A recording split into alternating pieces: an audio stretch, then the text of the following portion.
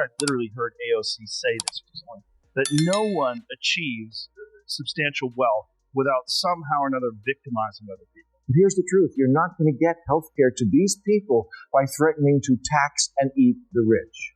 You raise billionaires' taxes, they just leave the state. Or they leave the country. Or in some cases, the planet. Joe Rogan is firing back hard at AOC's narrative that the super-rich built their empires on stolen ground.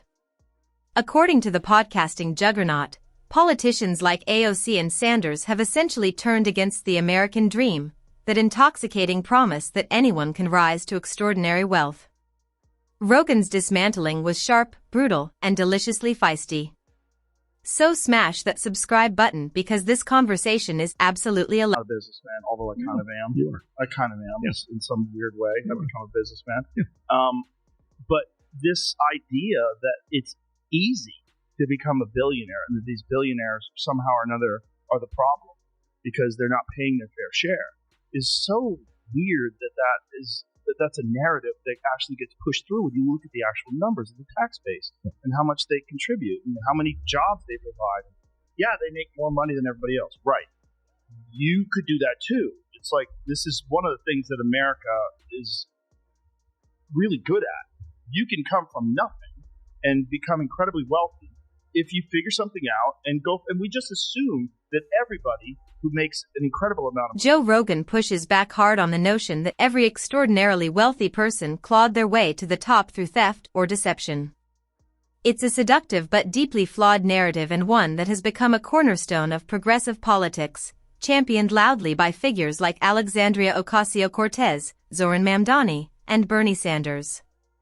This worldview doesn't stop at questioning how the wealthy earned their fortunes. It extends to the persistent claim that the rich systematically dodge their fair share of taxes, exploiting loopholes while ordinary Americans foot the bill. It's a compelling story. The problem is the data tells a very different one. The top 1% of earners in the United States contribute nearly 40% of all federal income tax revenue, a figure rarely mentioned in progressive talking points, yet one that fundamentally complicates the narrative they're selling.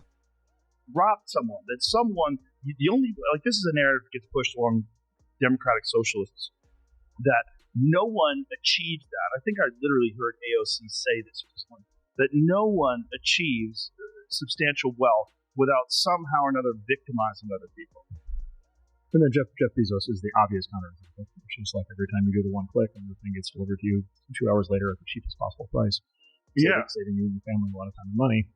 But at the expense of small mom and pop stores, allegedly. Although a lot of them sell on Amazon, a lot of small businesses sell right. The truth is simple. America rewards innovation and hard work. When you build something that genuinely improves people's lives, whether it's a product, a service, or an idea, the market has a way of recognizing that value and compensating you accordingly. This is a foundational principle of free market capitalism and one that democratic socialists consistently seem to misunderstand or deliberately ignore. Take Jeff Bezos. Progressive critics love to cast him as a villain who gutted Main Street, steamrolling small businesses in Amazon's relentless march toward dominance. But that framing conveniently ignores a far more compelling truth. Amazon didn't just displace small retailers, it handed them a lifeline.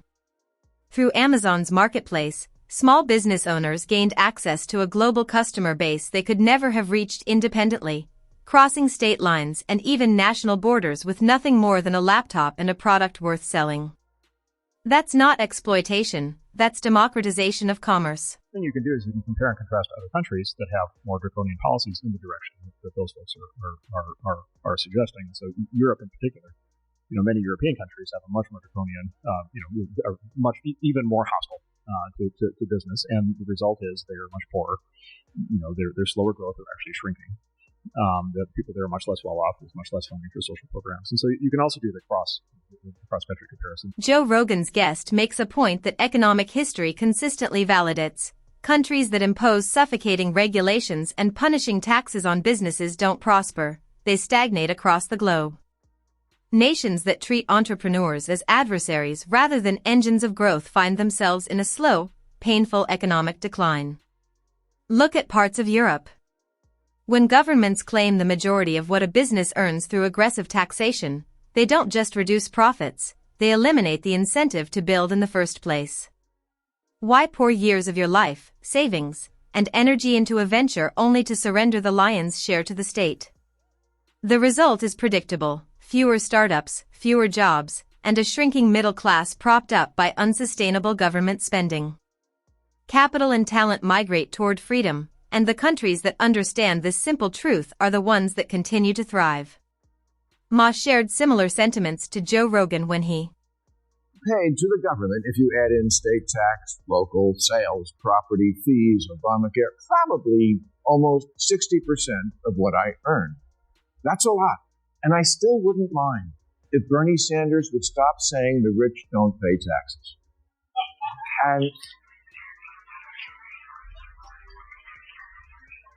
And while I'm sure the super rich with their army of accountants and corporate loopholes get away with, us regular rich people pay a of taxes.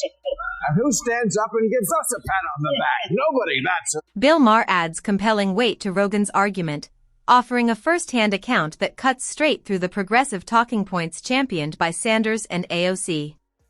As a wealthy American himself, Maher speaks from direct experience rather than theory, and what he reveals is striking. Nearly 60% of his earnings go to taxes, not a modest contribution, not a carefully engineered dodge. More than half of everything he makes flows back to the government. Yet the dominant narrative on the left would have the public believe the wealthy are barely paying anything at all. Maher's candid admission lends powerful credibility to a truth that progressive politicians consistently obscure: the rich don't just pay their fair share, by virtually every objective measure they pay disproportionately more than anyone else. When one of Hollywood's most prominent liberals is publicly undermining your tax argument, it might be time to revisit the talking points. Top 10% pay 72% of all federal income taxes, and the bottom half, 3%. The Democratic Socialists talk about socialism like we don't already have a lot.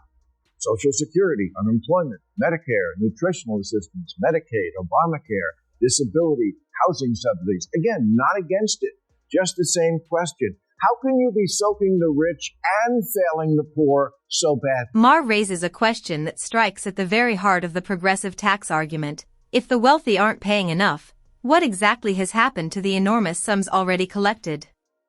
It's a fair and, frankly, devastating question. The rich pay their taxes. The money flows into government coffers in staggering amounts. But somewhere between collection and delivery, something goes wrong. Take the Affordable Care Act. Obamacare was sold to the American public as a solution to healthcare inequality, a promise that the poor would finally have access to quality medical coverage. Yet for millions, that promise remains frustratingly out of reach. The pattern repeats itself across nearly every major social program. Money gets allocated, bureaucracies expand, and the people these initiatives were designed to help see little meaningful change in their lives. Before demanding more from the wealthy, perhaps the more honest question is, what are you doing with what you already have? You can't buy happiness, but it sure can buy healthiness. Half the country can buy access to concierge doctors, specialists, new treatments, personal trainers, nutritionists, private chefs, and whatever Gwyneth Paltrow is putting in her bikini.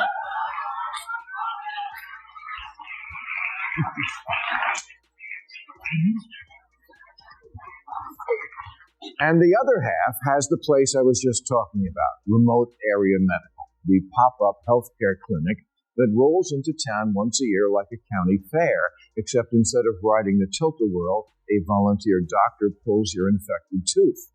And the saddest thing in the 60 Minutes piece is that nothing has changed since they covered it in 2008. The state of American healthcare tells a story that no amount of political spin can obscure. For many citizens, access to basic healthcare has become so financially out of reach that they find themselves waiting, literally waiting, for a traveling NGO or charity clinic to roll into town once a year. That is not a healthcare system, that is a failure dressed up in bureaucratic language. Then there's California, the progressive movement's crown jewel and its most damning indictment. The state collects taxes at a rate that would make most nations blush. It promises transformation, equity, and world-class public services, yet its most ambitious infrastructure projects sit frozen, hemorrhaging funds without delivering results. Homelessness is rampant. Middle-class families are fleeing. Costs keep rising. If California represents the fullest expression of progressive governance and action, it raises a question worth sitting with. What exactly are all those taxes actually building?